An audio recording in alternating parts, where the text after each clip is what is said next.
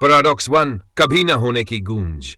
एक इंसान का आत्मा कभी अस्तित्व में नहीं आया, फिर भी उसका अभाव एक ऐसी घटनाओं की श्रृंखला शुरू करता है जिसमें हर कोई उसकी गैर मौजूदगी को महसूस करता है।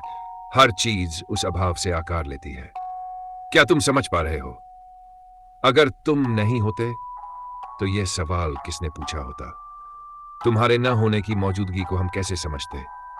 पैराडॉक्स दो, चुनावों का अनंत चक्र। एक आदमी के पास एक निर्णय है, जीवित रहना या मरना। लेकिन हर निर्णय का परिणाम एक अनंत चक्र बनाता है। अगर वह जीवित रहता है तो मरने का विकल्प फिर से आता है।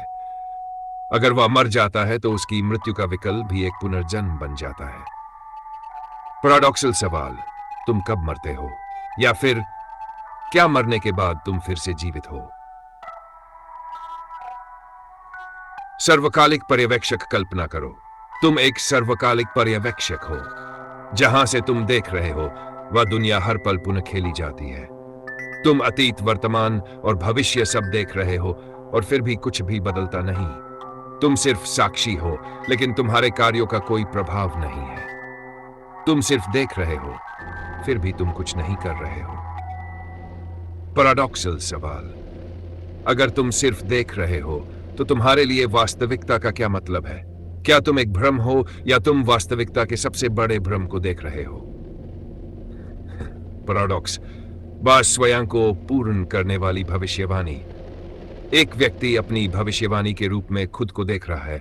वह जानता है कि एक दिन उसका अंत होगा, लेकिन जब उसे यह पता होता है कि अंत आएगा तो वह अपने आप को भविष्यवाणी को पूरा करने के लिए प्रेरित करता है। उसकी स्वयं की जागरूकता ही उसे अंत की ओर धकेलती है।